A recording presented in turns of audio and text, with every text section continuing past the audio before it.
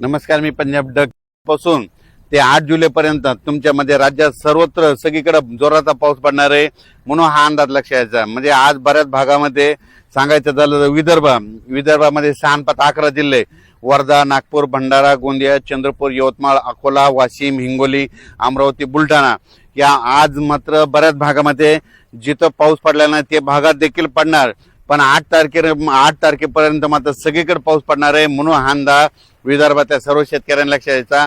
8 तारखेपर्यंत सगळीकडे पाऊस पडेल आणि सगळ्या विदर्भात शेतकऱ्याची पेरणी होणार आहे म्हणून हे शेतकऱ्यांनी अंदाज लक्षात यायचा। त्याच्यानंतर मराठवाड्याकडे देखील हिंगोली जिल्हा, नांदेड जिल्हा, परभणी जिल्हा, लातूर जिल्हा, धाराशिव जिल्हा, संभाजीनगर, जालना, बीड या विदर्भात परभणी आणि मराठवाड्यातल्या शेतकऱ्याला सांगू इच्छितो की आज देखील दुपारनंतर 3-4च्या नंतर मराठवाड्यामध्ये सगळ्या जिल्ह्यामध्ये जोराचा पाऊस पडणार आहे। दररोज वेगवेगळ्या भागात पडणार आहे। 8 दिवसामध्ये सगळीकडे पडून जाईल। जे वंचित राहिले ते 8 दिवसामध्ये त्या वंचित भागात देखील पाऊस पडेल आणि त्या शेतकऱ्याची पेरणी होणार आहे म्हणून मराठवाड्यातल्या शेतकऱ्यांनी हा अंदाज लक्षात घ्यायचा। त्याच्यानंतर पश्चिम महाराष्ट्रातल्या शेतकऱ्याला सांगू इच्छितो की 8 दिवसामध्ये तुमच्या इकडे देखील जे भाग सुटलेला त्या सुटलेल्या भागात देखील पाऊस पडणार आहे म्हणून हे अंदाज लक्षात घ्यायचा। त्याच्यानंतर उत्तर महाराष्ट्राकडे नंदुरबार जिल्हा झालं, धुळे जिल्हा झालं, जळगाव जिल्हा झालं, नाशिक, पुणे ह्या पट्ट्यातल्या सर्व शेतकऱ्याला सांगू इच्छितो तुमच्याकडे देखील म्हणजे आजच दुपारनंतर बऱ्याच ठिकाणी पाऊस जोराचा सुरुवात होणार आहे। पण 8 दिवस मात्र 8 जुलैपर्यंत मात्र खूप जोरात पाऊस पडणार आहे म्हणून हा अंदाज लक्षात घ्यायचा। पण राज्यात मात्र या 8 दिवसामध्ये काही ठिकाणी मुसळधार, कुठं अतिमुसळधार, काही ठिकाणी अतिवृष्टी होणार आहे म्हणून हा अंदाज लक्षात घ्यायचा। मग अतिवृष्टी कुठं होणार, अतिमुसळधार कुठं होणार आहे म्हणून हे तुम्हाला सांगू इच्छितो। सर्वप्रथम मुंबईकरांनी हा अंदाज लक्षात घ्यायचा आणि सतर्क करायचं। मुंबईकडे म्हणजे 8 जुलैपर्यंत जोराचा पाऊस पडणार आहे म्हणून मुंबईच्या जनतेने सतर्क राहावे। पुण्याकडे देखील खूप पाऊस पडणार आहे। अहिल्यानगर जिल्ह्यात देखील ह्या म्हणजे 8 दिवसामध्ये अतिवृष्टी होईल, काही ठिकाणी मुसळधार पाऊस पडणार आहे। उत्तर महाराष्ट्राकडे नंदुरबार जिल्हा, नाशिक जिल्हा, जळगाव जिल्हा, धुळे जिल्हा, संभाजीनगर, त्याच्यानंतर बुलढाणा जिल्हा, अकोला जिल्हा, अमरावती ह्या पट्ट्यात मात्र अतिमुसळधार पाऊस पडणार आहे म्हणून हे अंदाज लक्षात घ्यायचा।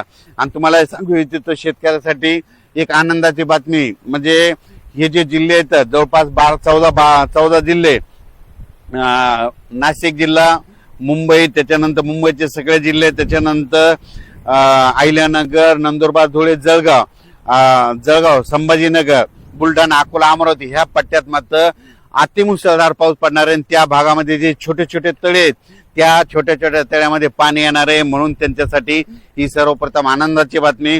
त्याच्यानंतर राज्यातल्या हे जे पाऊस आहे तिकडे जर मुसळधार पाऊस पडत असला तर उर्वरित राज्यात मात्र रिमझिम कुठं जोरात कुठं पेंडोल तासा पाऊस पडणार आहे ना 8 दिवसात मात्र संपूर्ण महाराष्ट्र व्यापून टाकणार आहे म्हणून हे अंदाज लक्षात घ्यायचा। ज्या शेतकऱ्याच्या शेतामध्ये जर वापसा असेल, ईदभर ओल असेल तर तुम्ही तुमच्या पेरणीचा निर्णय घ्या कारण की 8 दिवस राज्यात चांगला जोराचा पाऊस पडणार आहे म्हणून हे शेतकऱ्यांना लक्षात घ्यायचं। या पावसाचा विशेष आहे की कमी वेळात जास्त पाऊस पडणार आहे म्हणून हा सर्व शेतकऱ्यांना अंदाज लक्षात घ्यायचा। पश्चिम महाराष्ट्रातल्या शेतकऱ्याला सांगू इच्छितो बारामती झालं, सातारा जिल्हा, सोलापूर जिल्हा, सांगली जिल्हा त्या भागात देखील म्हणजे आजपासून बऱ्याच भागामध्ये पाऊस सुरू होणार आहे म्हणून अंदाज लक्षात घ्यायचा।